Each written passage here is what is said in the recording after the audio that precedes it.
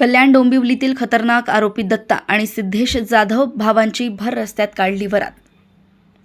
महात्मा फुले चौक police station येथे विनापरवाना शस्त्र बाळगून खून करणारे आरोपी यांच्या विरोधात BNS कलम 109, 189, 191, 190 आर्मी 425 अन्वये गुन्हा दाखल झालाय। कल्याण डोंबिवली येथील परिमंडळ 3चे पोलीस उपायुक्त अतुल झेंडे यांच्या मार्गदर्शनात विभागात कायद्याचा बालेकिल्ला ठाणे जिल्हा कोम्बिंग ऑपरेशन चालू असताना हद्दीतील खतरनाक नमूद गुन्ह्यामध्ये आरोपी नामे दत्ता सुनील जाधव व त्याचा भाऊ नामे सिद्धेश सुनील जाधव यांना अटक करण्यात आली। ते सध्या पोलीस कोठडीमध्ये असून गुन्ह्याचा तपास सुरू आहे, अशी माहिती वरिष्ठ पोलीस निरीक्षक महात्मा फुले पोलीस चौकी यांनी दिली। कल्याण येथून सहसंपादक रणजित मस्के यांची रिपोर्ट।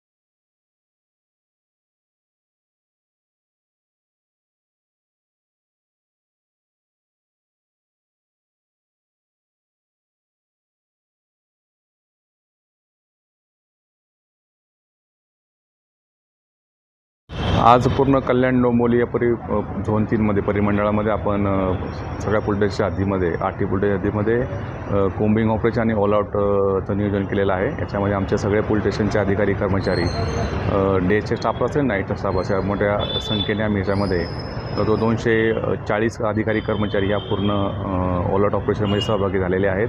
आणि त्यामध्ये जो स्टेशन परिसर असेल की किंवा गर्दी ठिकाण आहे ज्या ठिकाणी असे काही शरीरविरुद्ध गुन्हे किंवा रोडवरती काही प्रकार गुन्ह्याचे घडतात अशा ठिकाणचे गुन्हेगार असतील, त्याचप्रमाणे काही ठिकाणी दारूचं सेवन केलं जात असतं किंवा मोकळी मैदाने असतील त्या ठिकाणी काही लोक बसून त्या ठिकाणी काही वेगळ्या प्रकारची नशा करत असतील अशा ठिकाणच्यावरती टार्गेट करण्याकरता हे कोम्बिंग ऑपरेशन सुरू आहे।